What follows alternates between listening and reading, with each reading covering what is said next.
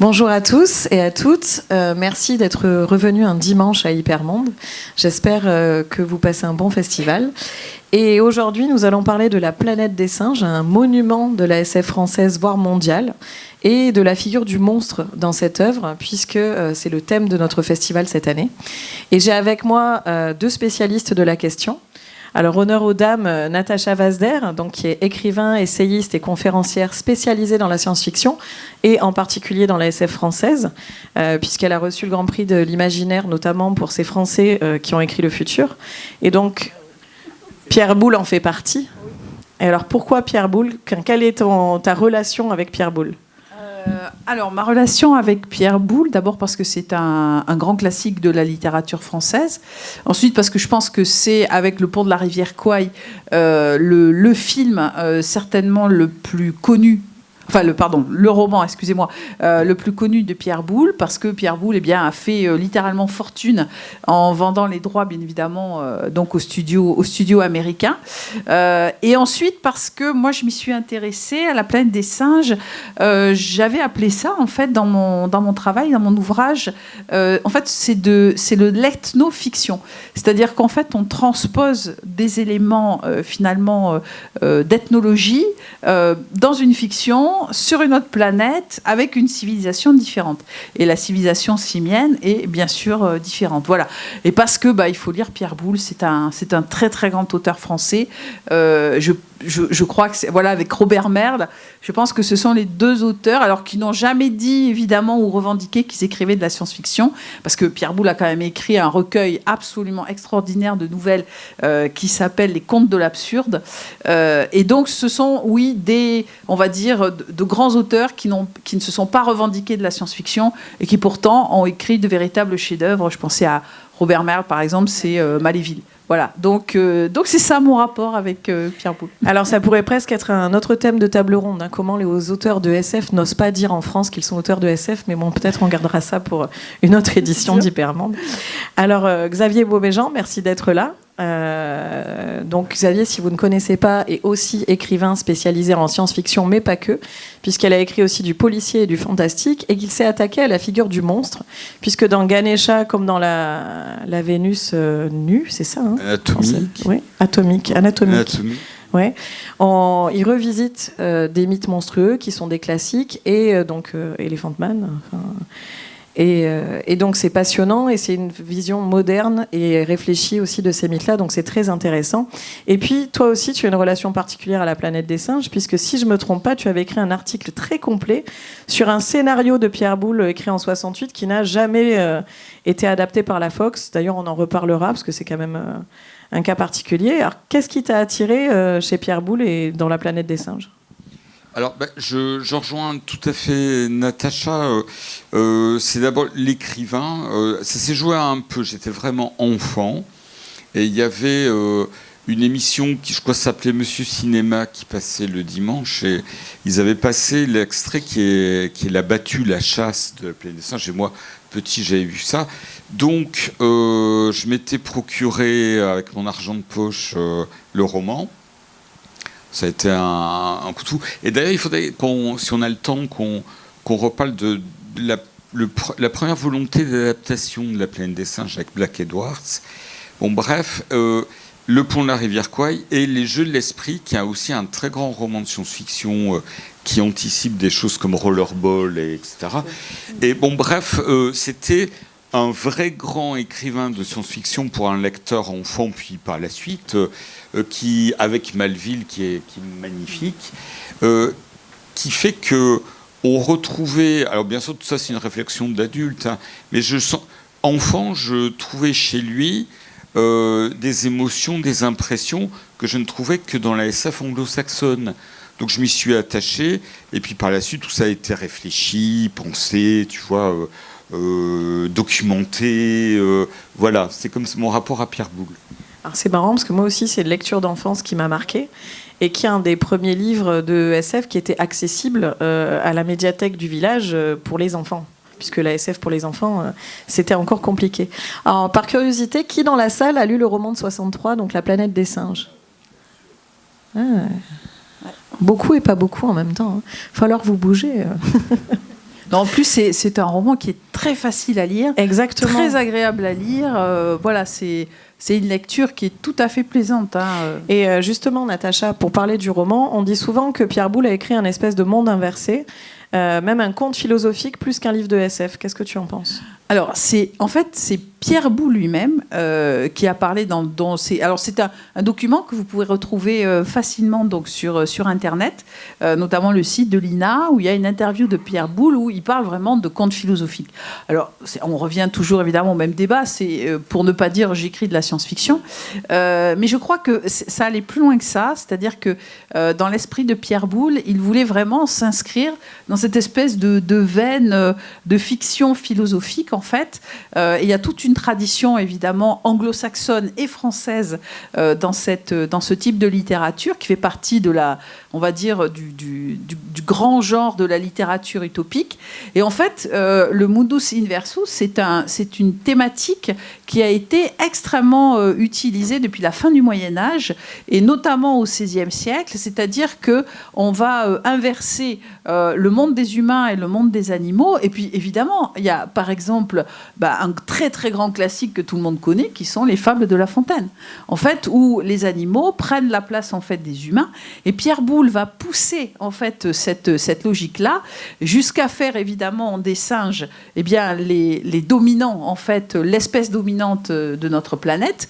Et puis, évidemment, les humains qui ont régressé à l'état complètement animal, qui ne parlent plus. Enfin, voilà. Donc, il y a cette idée de mundus inversus qui est très intéressante. J'ai même retrouvé, en faisant des recherches, des gravures alors de la fin du XVIIIe siècle qui s'appellent des singeries, où on voit en fait des singes qui prennent la place donc des humains dans des espèces de petites vignettes, voyez, de vie quotidienne. J'étais très très étonnée en fait de voir que en fait cette idée-là, elle existe depuis extrêmement longtemps. Et donc Pierre Boulle, voyez, s'est inscrit dans ce type de littérature. Et puis bien sûr, ce type de littérature, ce monde inversé, eh bien ça permet surtout pour lui de critiquer en fait l'espèce humaine. Alors vous avez notamment dans le roman à un moment donné une scène de l'assemblée politique des singes, voilà, qui crie, qui se balance partout. Et Pierre Boulle raconte dans l'une de ses interviews de l'époque qu'en fait il avait assisté à une séance de la Bourse, que ça l'avait tellement marqué qu'il avait transposé en fait cette scène-là dans son roman. Et puis c'était l'assemblée en fait politique, voilà, des singes qui faisait ce bruit, ce boucan. Enfin pour lui, en fait les hommes qui étaient les traders en fait de la bourse, c'était plus des humains. Pour lui, c'était véritablement des animaux.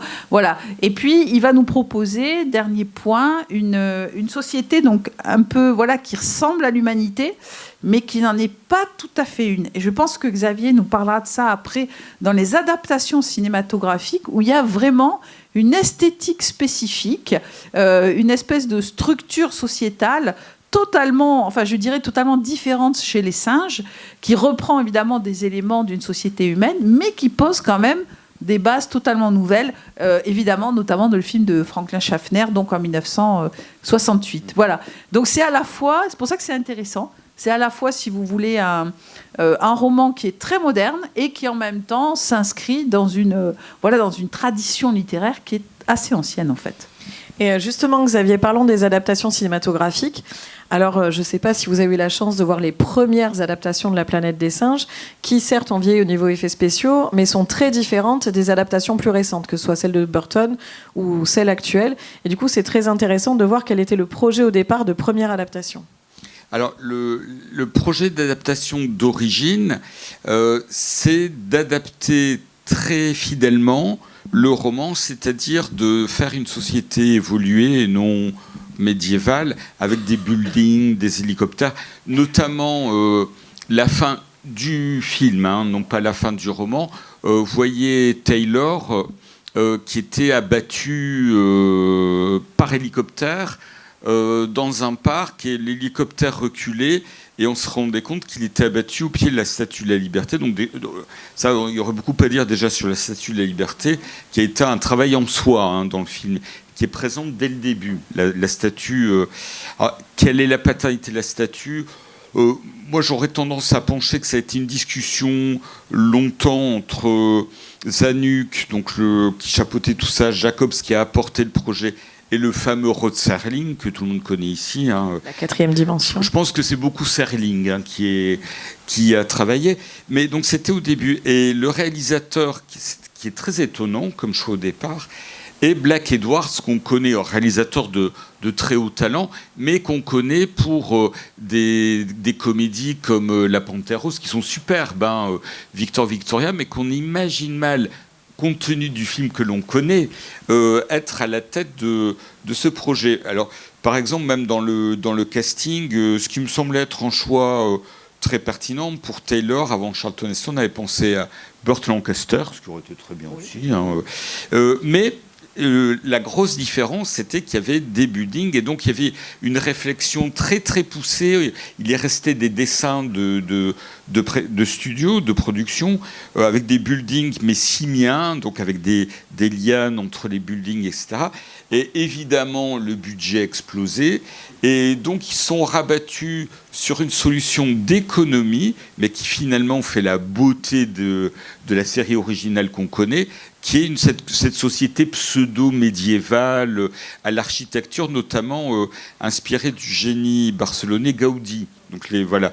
Mais au départ, ce devait être une adaptation quasi littérale. Même l'épisode de l'aéroport, donc c'est-à-dire l'avant-dernier twist du roman, était écrit par Rod Serling. Donc Taylor devait débarquer dans l'équivalent de Kennedy Airport, et c'était des gorilles qui étaient les manutentionnaires. Mais bon, tout ça faisait que ça explosait le budget. Et il faut bien, je vais arrêter après, mais il faut bien imaginer qu'au départ, à part Jacobs, tout le monde est frileux. Personne n'y croit vraiment. C'est compréhensible quand on connaît l'histoire du cinéma de SF et les productions de l'époque qui sont plus proches de la série B, voire Z et demi, avec des monstres aux yeux globuleux, pas du tout crédibles. Là, on est obligé d'avoir des créatures monstrueuses qui sont crédibles si on veut que le message passe. Et d'ailleurs, justement, dans les adaptations cinématographiques, quelles sont les créatures monstrueuses ? Parce qu'on est censé parler de monstres. D'après toi, Xavier. Dans la planète des singes. Ouais. Écoute, c'est une question qui nous amènerait loin. Sans nuance, je répondrai tout de suite l'être humain, en fait. C'est l'être humain qui le devient. Il y a un effet de sidération au moment de la chasse dans le premier, quand on voit ce gorille qui est d'ailleurs impressionnant. On voit qu'il est familier de monter à cheval, etc. Donc ils sont déjà posés en société, c'est splendide. Mais c'est l'être humain. Et il y a d'ailleurs une dérive intéressante de la problématique dans la série.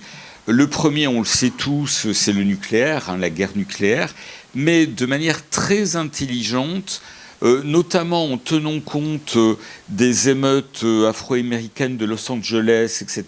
Le propos va devenir politique américano-centrée, et par exemple dans ce qui me semble être le deuxième, c'est très personnel, deuxième meilleur film de la série originale, à savoir La Conquête de la planète des singes, on a affaire vraiment à une réflexion raciale. Le seul qui prenne fait et cause pour les singes est un conseiller afro-américain. Donc il y a une mise en question continuelle, mais c'est très audacieux. Je pense que c'est très moderne. Et puis très politique. Enfin, on a affaire à un cinéma qui se veut à l'époque un cinéma grand public, mais qui quand même donne au public qui est venu se distraire de vrais thèmes de réflexion, puis ancrés à l'époque, le nucléaire, les questions, voilà, mais bien sûr. Ça en fait un film plus profond et plus intéressant qu'un simple blockbuster. Qu'un film à gros budget. Oui, et puis d'autant que c'est vrai, quand Xavier dit ils ont repris des éléments du roman. Par exemple, il y a une réflexion sur les animaux de laboratoire, donc dans ces scènes que tout le monde connaît, qui sont très très bien décrites aussi évidemment dans le roman. C'est un des points forts du roman, c'est-à-dire que là, Pierre Boulle en fait a repris des sortes de protocoles scientifiques. Il est allé se renseigner en fait dans des laboratoires donc de l'époque. Je rappelle que le roman date de 1963, et là on se posait aucune question sur le statut donc de la condition animale et de ces cobayes de laboratoire. Et donc, il a repris dans le roman. Alors, on le voit un tout petit peu moins dans le film, parce que ça nécessiterait plus de longueur, on va dire, dans le scénario. Mais il y a dans le roman des scènes véritablement où le personnage de scientifique, donc de singe scientifique, va complètement expliquer justement que voilà, cet humain, on va le priver de nourriture, on va voir comment il réagit, on va lui donner des choses sucrées, on va voir comment il réagit. Enfin, tout ça, c'était les protocoles, notamment liés au savant Pavlov, qu'il avait mis en place par rapport aux animaux. Et donc, on a cette vraie réflexion qui nous montre que déjà dans le roman, l'humain est un véritable monstre. Et dans le film, il y a le personnage de Zaius. Moi, en fait, les premières fois où j'ai vu le film, et quand j'ai lu le roman, j'ai dit « Ah ouais, Zaius, longtemps, là, il n'est pas sympa et tout ». Mais en fait, non. Il cherche à tout prix à protéger son espèce, en fait, des folies qu'a fait l'humain. Donc Xavier a très justement parlé, évidemment, de la guerre nucléaire, de l'hiver nucléaire qui s'est abattu sur l'humanité. Mais au-delà de ça, en le revoyant, justement, et en travaillant ensemble, il n'y a pas très longtemps, je me suis dit, il y a aussi une vraie réflexion sur l'écologie. Parce que la société en fait simienne plutôt, la société simienne en fait est une société qui met l'écologie, le rapport aux animaux, le fait qu'ils mangent évidemment beaucoup de plantes. Ils ont justement des villes urbanisées, mais qui ressemblent quand même à des villages, et ils font extrêmement attention à ne pas polluer du tout. Et Zaius dit à un moment donné, mais votre civilisation avait détruit la nature, et nous respectons la nature parce que nous sommes des animaux intelligents, contrairement à vous qui ne l'êtes pas, et qui êtes de véritables, finalement, monstres au milieu de la création et de la nature. Voilà. Donc c'est vraiment un sujet qui est... c'est une lecture à plusieurs niveaux, véritablement, et qu'on va retrouver à la fois dans le roman, et bien sûr qu'on retrouve justement dans le film. Tu parlais de la fin du film. Alors, pardon, je sais pas, il y a peut-être des gens qui n'ont pas vu La planète des singes. Trop tard, ça spoil. Une petite chose oui. Pour appuyer le propos de Natacha, et qui est très très juste. On voit que la problématique environnementale et écologique est très présente. Enfin, il faut se resituer à l'époque, ce sont des films étonnants.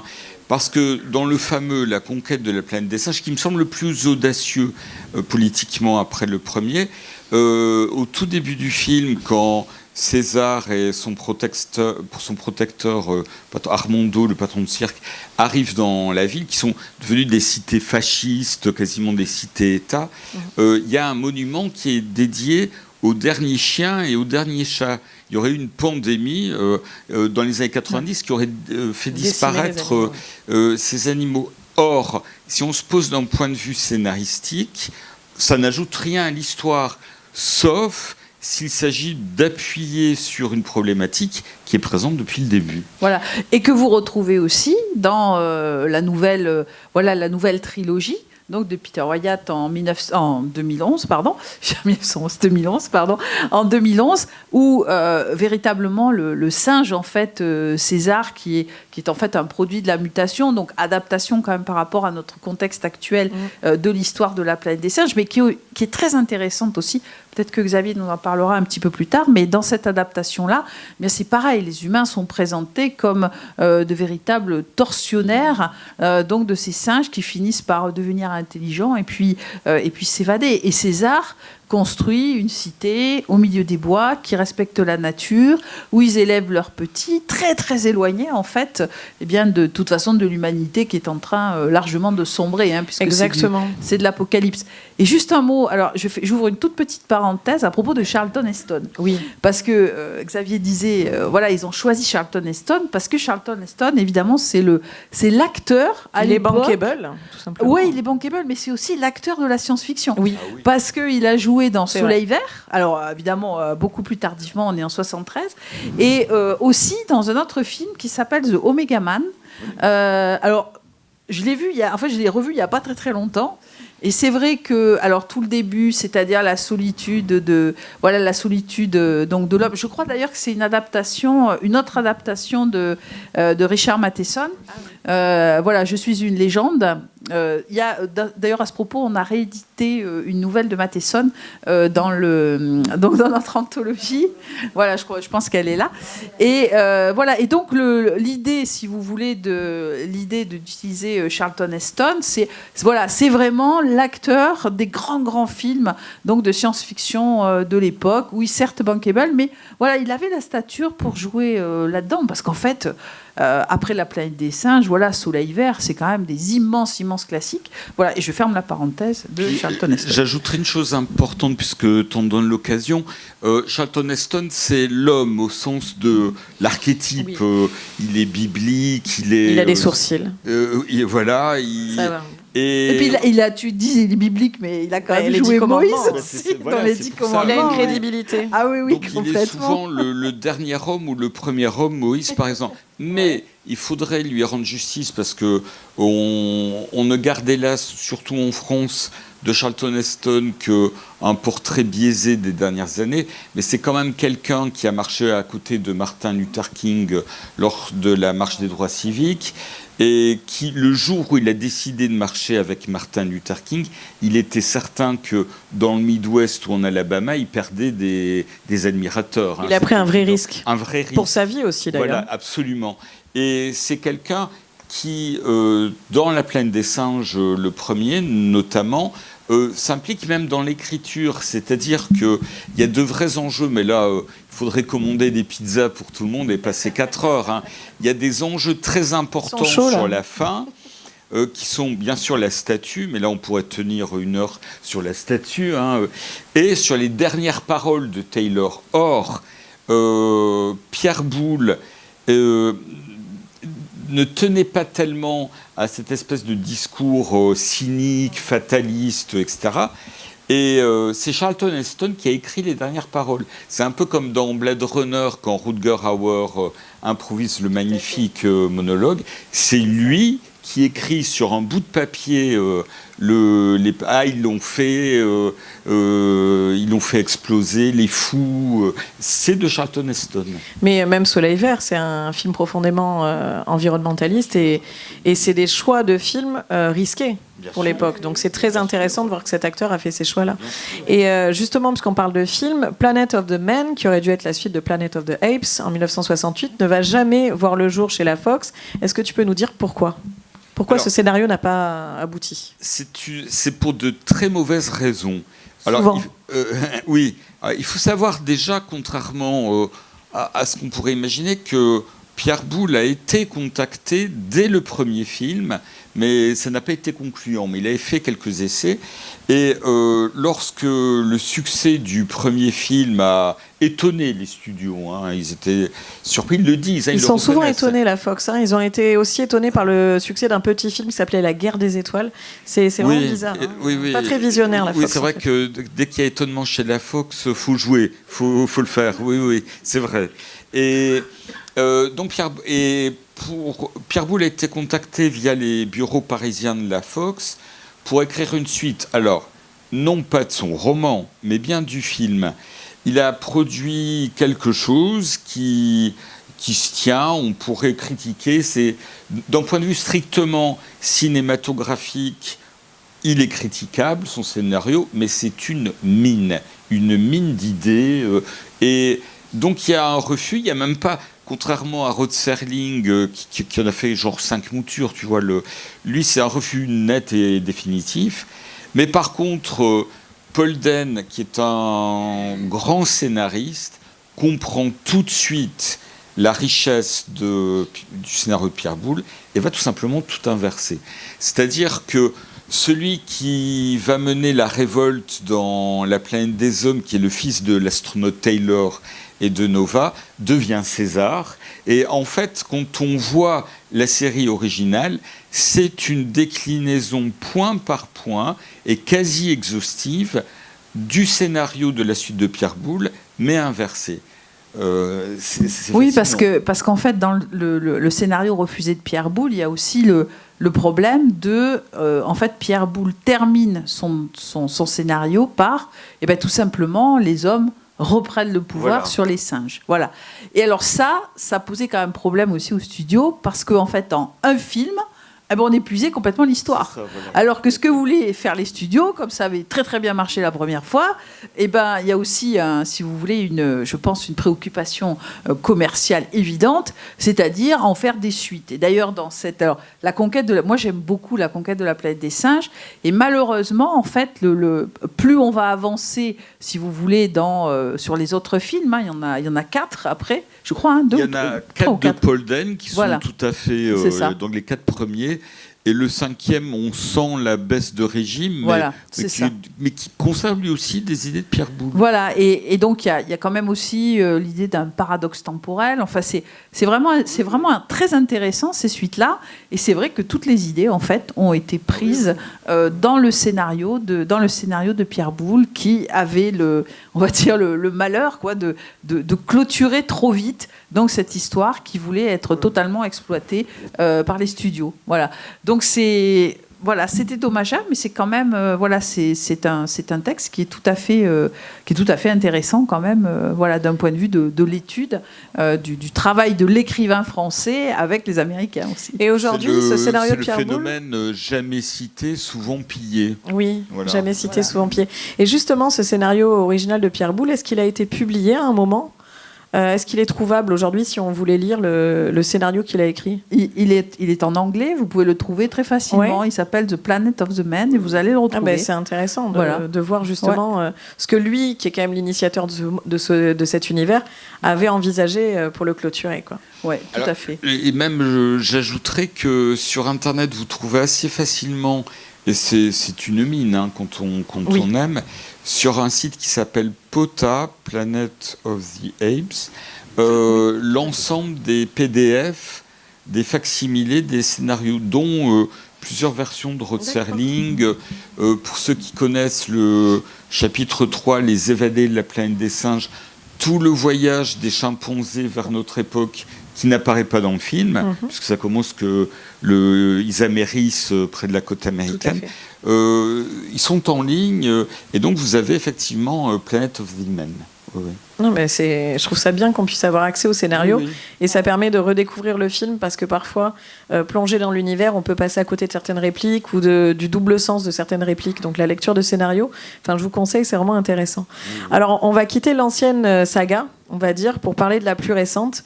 Alors, entre-temps, il y a eu le film de Tim Burton, qui n'est pas resté comme un des gros succès de Tim Burton. Après, c'est l'époque où Tim Burton, pour lui rendre justice, se fait alpaguer par les studios et les grosses productions hollywoodiennes, et où probablement ses choix artistiques n'ont pas forcément tous été écoutés. Mais qu'est-ce que vous en avez pensé rapidement juste de celui-ci, le Tim Burton ? Alors, moi, j'ai été très frustrée parce que j'ai trouvé que les personnages... certains personnages de singes, notamment le gorille qui est joué par Tim Roth, c'était Tim Roth fait du Tim Roth version simiesque. Mais j'ai été frustrée parce que je ne retrouvais pas l'univers de Tim Burton, et je ne retrouvais pas non plus l'univers de la planète des singes. Peut-être trop marqué aussi par le film de Schaffner, qui esthétiquement et visuellement est quand même très caractéristique. Et là, j'ai bien senti les personnages des humains très très falot en fait.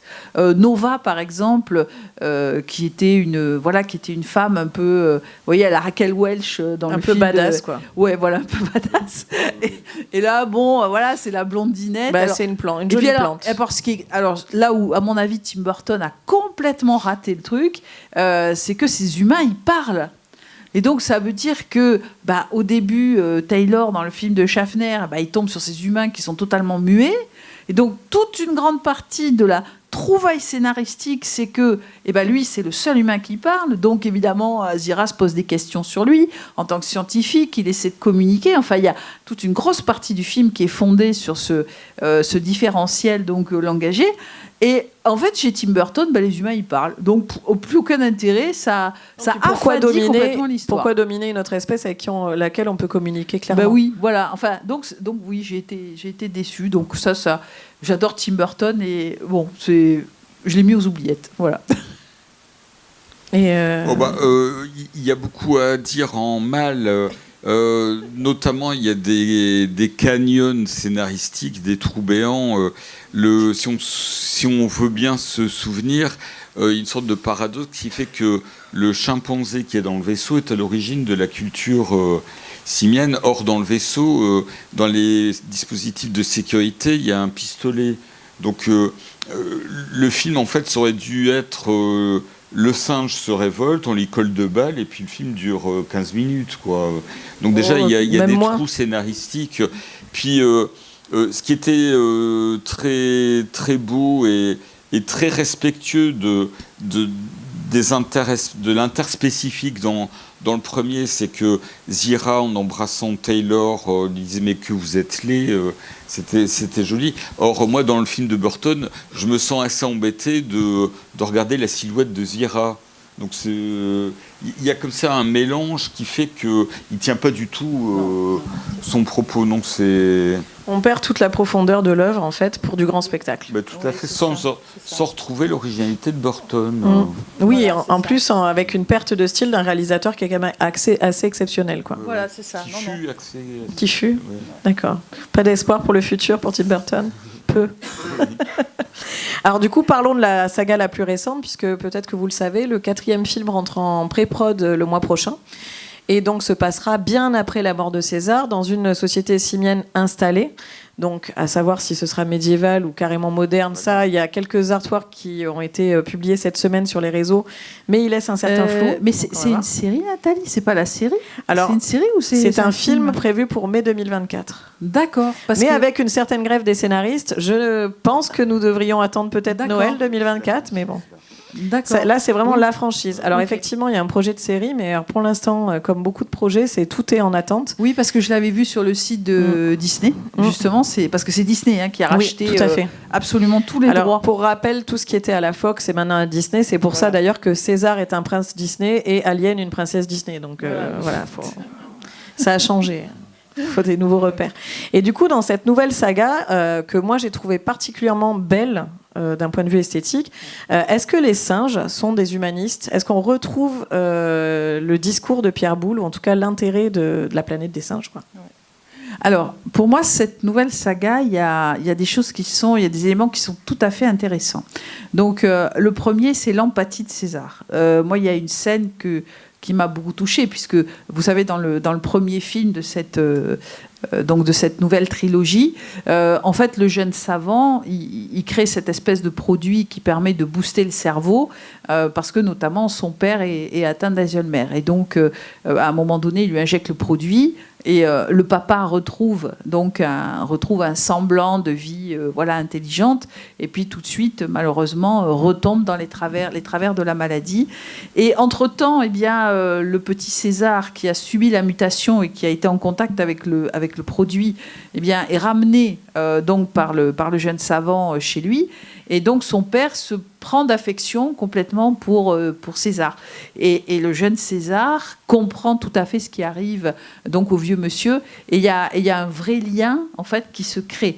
Et là on voit toute l'humanité en fait, c'est-à-dire que un peu comme dans Blade Runner, c'est-à-dire qu'on perçoit le sublime de l'humanité à travers l'animal, comme dans Blade Runner, on percevait le sublime de l'humanité à travers la mort de Roy Betty, donc qui exprime tout à fait la condition humaine, donc juste à la fin du film.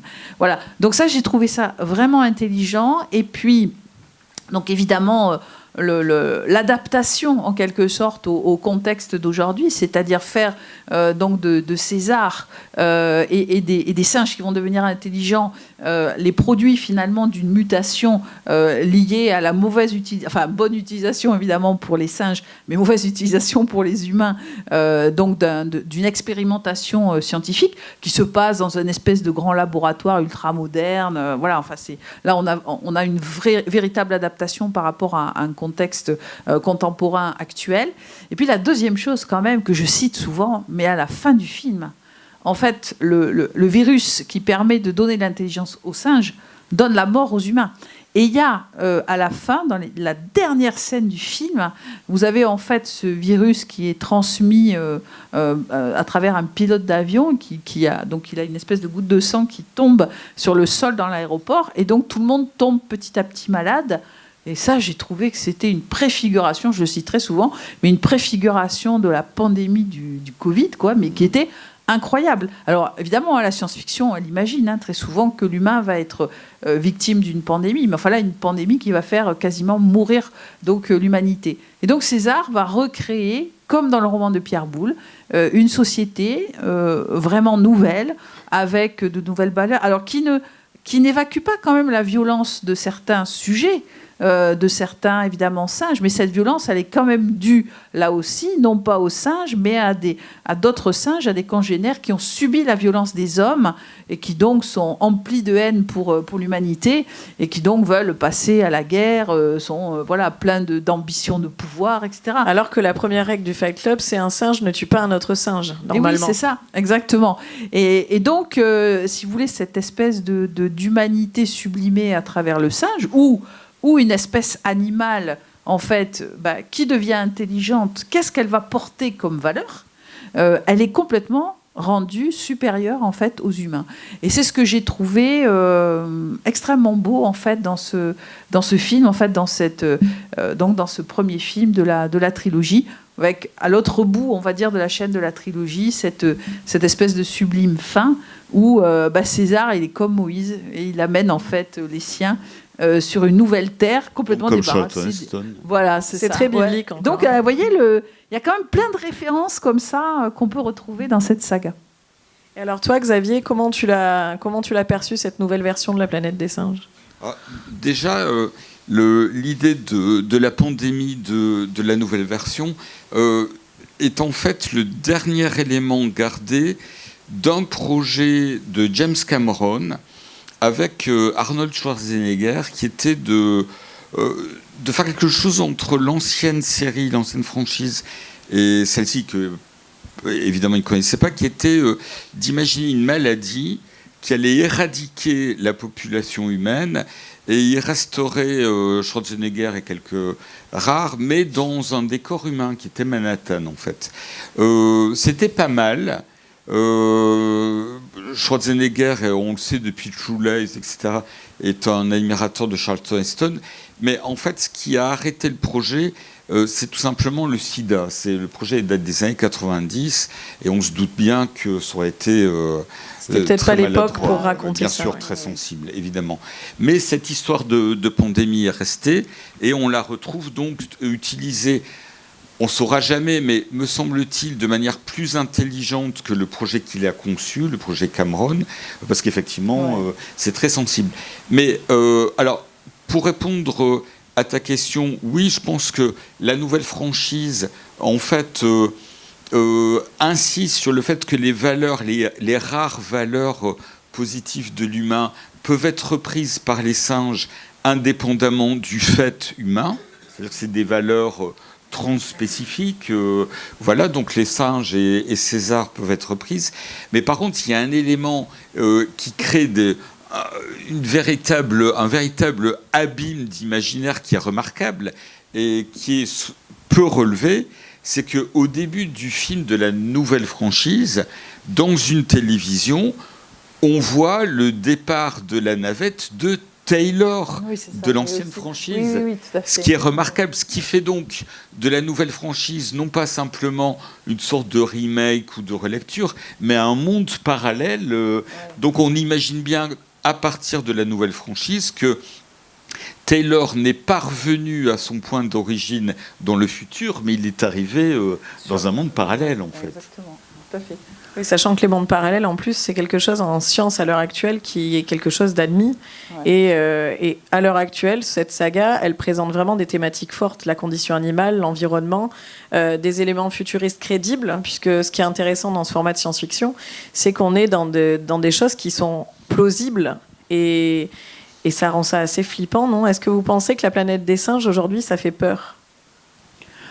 Alors, oui, ne serait-ce que pour un petit peu la fin du monde, parce que l'avantage de la planète des singes, c'est que le contexte dans lequel elle a été écrite, que ce soit le roman, par exemple, ou le premier film, on était donc évidemment en plein cœur de la guerre froide, donc l'humain s'autodétruit dans une guerre thermonucléaire. Comme ce sera le cas, par exemple, dans Maléville, 10 ans plus tard. Bon, quand on revoit en 2011, cette terreur nucléaire n'existe plus. Donc, changement de paradigme, changement de contexte. Et donc, comment l'humain va mourir ? Eh bien, l'humain, il va mourir soit d'un virus qu'il a lui-même créé. Donc, je rappelle que le Covid, on ne sait pas trop encore d'où ça vient. On pense que c'est une mutation ou que c'est une zoonose, mais enfin, bon, on ne sait pas trop d'où ça vient encore. Et donc, on se dit, il y a une grande hypothèse plausible que finalement, que l'humanité puisse être détruite par, effectivement, un virus. Donc, à chaque fois, la planète des singes, ce qui est très intéressant dans cette saga, c'est qu'elle s'adapte, donc, suivant les époques, et elle nous délivre en fait un message aussi sur le fait si l'humain disparaît, en fait, la vie de la planète, elle va continuer. La place sera reprise. La place sera reprise. Et la science-fiction, c'est tout le message qu'elle nous porte. C'est-à-dire qu'il y a une très grande vanité de l'humain à se dire, quand l'humain disparaîtra, la Terre disparaît. Non, pas du tout, en fait. La Terre ne disparaît pas puisque notre espèce sera remplacée. Je pense notamment à Demain les chiens, par exemple. On sera remplacé par une autre espèce animale, les chiens, ou les fourmis, d'ailleurs. Souvent, en cas d'apocalypse nucléaire, je pense les cafards. Qui survivraient au nucléaire. Voilà, il y aura forcément une espèce plus badass que nous. Mais non, mais exactement. Mais donc, moins sexy, quand même. Voilà. Oui, voilà. Oui. C'est pas faux. Et la planète des singes, c'est ce qu'elle nous dit, en fait. Elle nous dit, et c'est pas nouveau, le message était déjà porté par Ronnie Heney en 1910 dans La mort de la Terre, où l'humain était remplacé par une autre espèce, un peu minérale, complètement différente du règne animal, puisque tous les animaux avaient disparu, mais on est remplacé par autre chose. Et la planète poursuit sa vie cosmique, et la vie sur la planète poursuit aussi son chemin, mais de manière différente de l'humain. Donc je trouve que le message de la planète des singes, même par rapport aux animaux, c'est que tout simplement, ça nous ramène à notre propre condition. Nous ne sommes qu'une espèce parmi d'autres et nous pouvons disparaître à tout moment, que ce soit par des facteurs extérieurs ou que ce soit par que nous provoquions en fait notre propre destruction. Surtout que ça fait pas tellement longtemps qu'on est là en plus. Donc, Et alors Xavier, est-ce que enfant quand tu l'as lu, est-ce que ça t'a fait peur la planète des singes ? Et est-ce qu'aujourd'hui tu penses que c'est une œuvre qui est quand même effrayante un petit peu ? Alors, non, moi j'ai pas eu peur, j'étais fasciné, j'étais dans la sidération, j'ai dû faire 10 AVC en 10 minutes. Non, j'étais sidéré, j'étais dans le merveilleux. C'est comme King Kong, enfin, c'est des images qui s'incrustent dans l'inconscient et qui restent à jamais. Non, pas peur, fasciné, la sidération. Par contre, et je rejoins Natacha, mais sur peut-être un mode plus pessimiste, c'est que la planète des singes, maintenant, si on prend du recul, en dehors de l'aspect critique, ça veut dire que l'être humain, dans son orgueil, se dit que tout, plutôt que de disparaître à jamais. Il y a une autre lecture possible de la planète des singes, et qui serait, même si on passe pour les salopards intégraux et tout, on restera là. Même si on est le démon de la culture simiesque, on restera là et on sera remplacé par des codes et une société symbolique avec ce qu'on trouve dans les films, du religieux, du militaire, etc. Et ce qui fait vraiment peur, authentiquement peur de nos jours, c'est que non, si on disparaît, c'est terminé. Voilà. Et ça, c'est l'authentique peur, parce que au-delà de toutes les couches pessimistes et justifiées par l'époque de la première série, ce qui reste de nos jours, c'est rien. Il ne restera rien.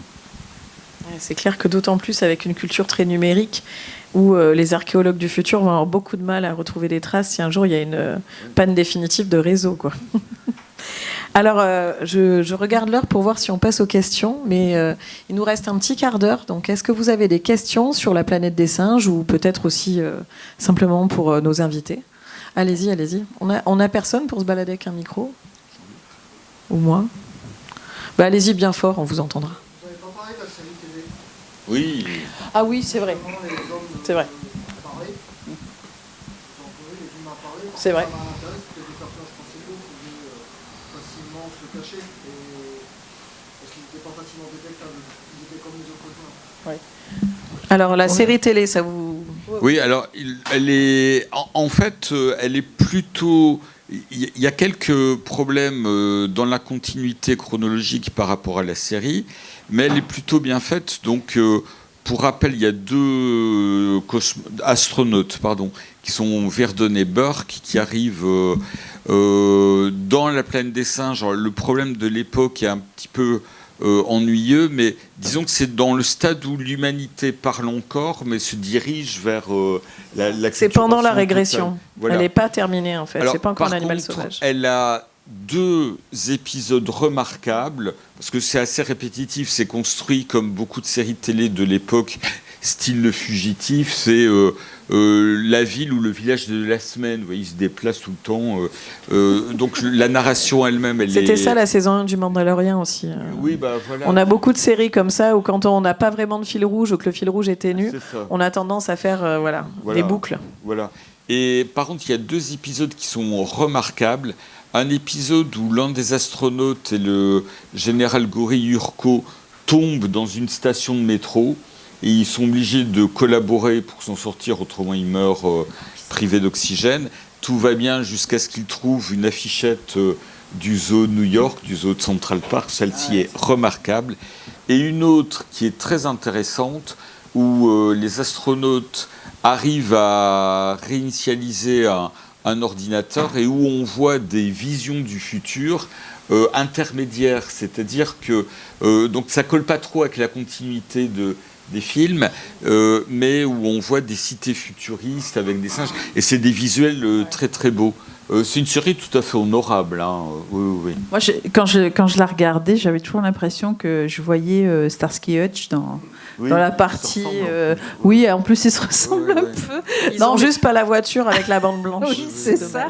Mais en fait, oui, et puis il y avait même leur copain singe qui était joué par qui était joué par Roddy McDowell et qui était un peu toujours d'ailleurs qui était dans le film initial. Donc oui, c'est intéressant comme production. Il y a vraiment c'est un univers, la planète des singes. De toute façon, il y a eu des jeux. On a même retrouvé des traces de jeux à monter, enfin de jeux pour les enfants. Il y a eu beaucoup d'objets collector autour de la planète des singes, de vrais goodies. Voilà, et la série en faisait partie. Mais bon, c'était, comme disait très justement Xavier, c'est la série américaine de l'époque. Voilà, où vous avez une ligne narrative. Aujourd'hui, vous savez, dans les séries, il y a 3-4 lignes narratives avec des discontinuités narratives, ce qui n'était pas du tout le cas à l'époque. C'est pour ça que je vous parle de Starsky Hutch, parce que moi, quand je la vois, je dis ah ouais, je vois le Starsky Hutch, mais version Planète des singes, quoi. J'ose pas imaginer une série HBO avec Planet of the Apes. Peut-être ça peut se réfléchir. Ouais, avec des sous-intrigues politiques complexes et tout ça. Mais ça pourrait, mais bon, il faut lancer un appel. Voilà. Est-ce qu'il y a une autre question? Ah oui, il y avait Madame aussi. Allez-y.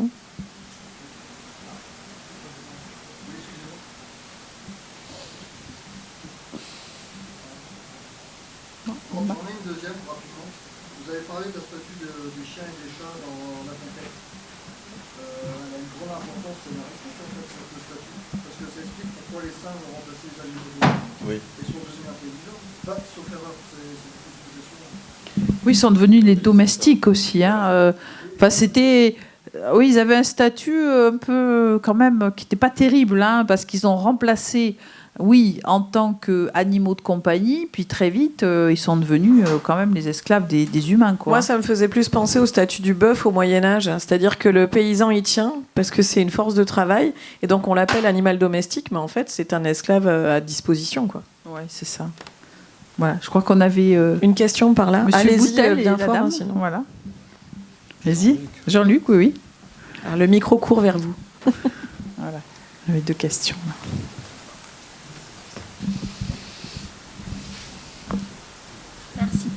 Oui, j'avais une question. En fait, avec CRISPR-Cas9 et les différentes recherches qui veulent faire renaître le dodo ou le mammouth laineux, et par ailleurs aussi avec les couveuses en Chine artificielles qui sont programmées par des IA pour faire des bébés humains pour l'instant, vous ne pensez pas qu'il peut y avoir justement les différentes technologies, imaginons qu'on serait dans une extermination, qui feraient justement des choses comme ça, qui seraient capables de refaire la vie même humaine, ou alors peut-être des hybridations avec les animaux, je ne sais pas, puisque ça existe déjà, ces techniques. Alors, la science-fiction, elle a envisagé déjà des hybridations. Là, c'est déjà la science, là, c'est la vraie science. Voilà, oui, ça c'est la vraie science, mais la science-fiction a déjà transposé ce type d'expérimentation avec l'île Docteur Moreau, quand même, de Herbert George Wells, qui est un très grand classique de la science-fiction, où on transforme en fait des animaux en humains. Effrayant. Oui, ce roman est absolument ah effrayant. Oui, ce roman est absolument effrayant. C'est un peu, alors c'est un monde inversé, mais vous voyez, parodique. Enfin, c'est particulier quand même, l'île du Docteur Moreau. Pour moi, ça se rapproche plus presque de l'horrifique, hein, que de la science-fiction. Et oui, par rapport à ce que vous disiez, moi, je trouve que la science, là, elle fait peut-être... Alors, c'est un jugement que je porte, hein, mais je pense que là, il y a quand même un manque d'éthique. Et puis, il y a aussi parce que... C'est en Chine, par exemple. Oui. Parce qu'on n'a pas tous les mêmes éthiques selon les pays. Exactement. Mais aux États-Unis, il y a plein de recherches qui sont menées sur... ils voudraient vraiment réaliser des clones humains. Hein. Alors qu'on sait très bien, si vous voulez, que la science-fiction nous le montre, que ce sont des impasses. C'est-à-dire que la science, elle a d'autres objets à traiter. Par exemple, ça pourrait être éradiquer des maladies. Déjà, la science a du mal à s'adapter à tous les virus. Il ne faut pas oublier que l'humain se bagarre. On est une machine de guerre contre les virus et les bactéries. Et déjà, je dirais, les avancées scientifiques contre justement ces bactéries, ces virus, pour nous aider, la médecine fait des bonds de géants. Et voilà, plutôt que d'essayer de faire revivre des animaux préhistoriques qui ont totalement disparu et qui de toute façon ne survivront pas. Parce que même si on arrive à les faire naître, ces animaux-là, ils vont vivre dans un contexte qui ne sera pas du tout le leur. L'air n'est pas le même. La nourriture, on ne sait pas ce qu'ils mangeaient. Enfin, je veux dire, c'est des expériences pour des expériences, et donc ça ne sert pas à grand-chose. Idem pour faire naître les bébés en dehors du corps des femmes. Là, c'est ce qu'ils font, ça marche, hélas. Oui.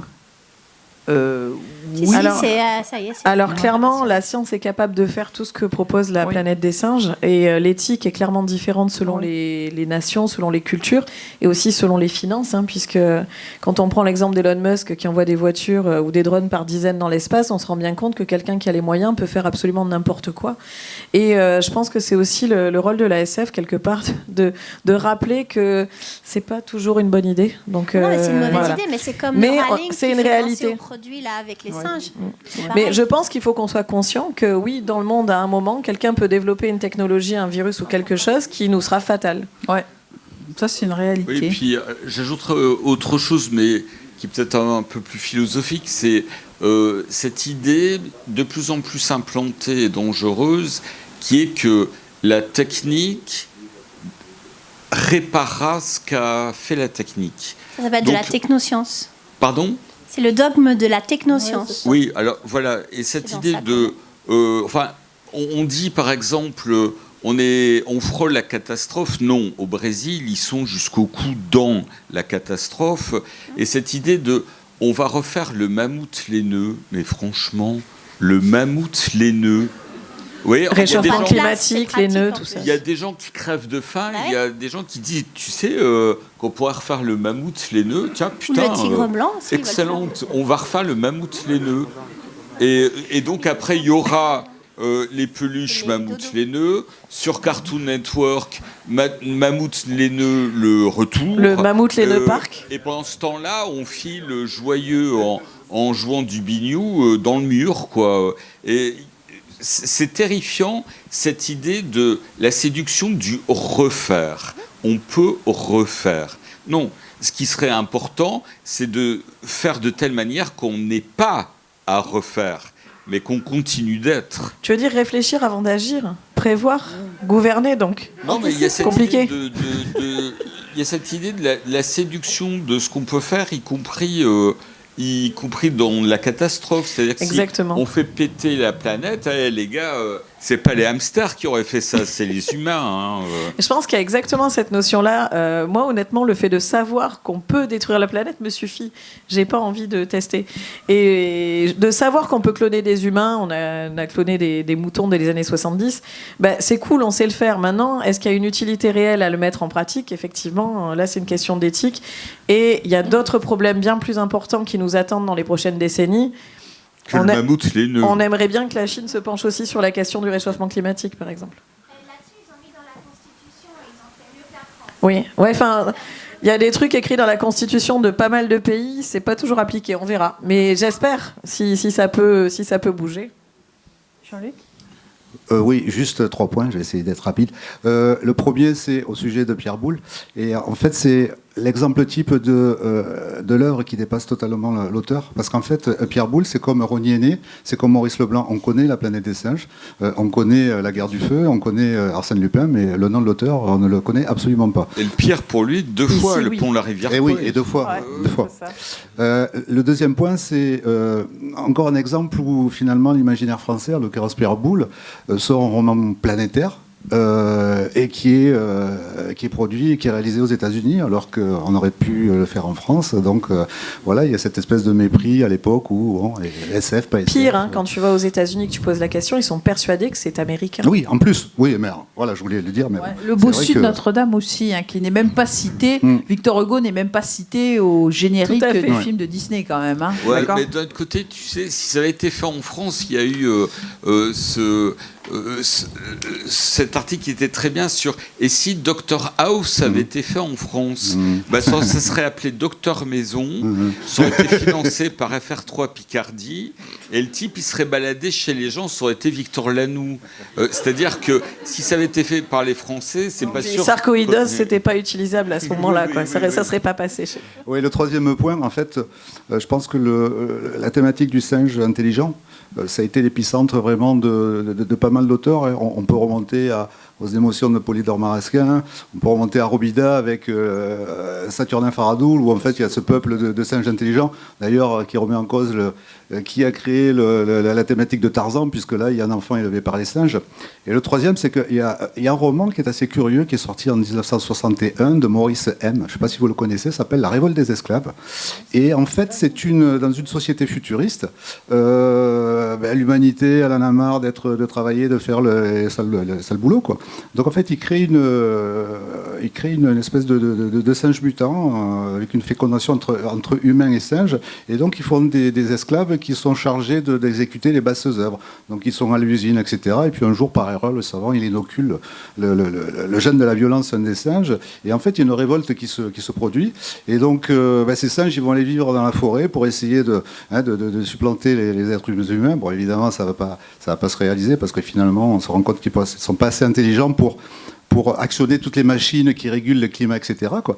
Mais c'est assez intéressant parce qu'on retrouve un petit peu les thématiques de Pierre Boulle, quoi. Donc c'est à explorer, quoi. Voilà, c'était juste pour info. Oui, mais c'est ce que je disais. De toute façon, il y a une espèce de tradition littéraire du singe, intelligent, du monde inversé qui va subir, bien sûr, des variations, mais qui est tout à fait présent dans la littérature française et dans la littérature anglo-saxonne.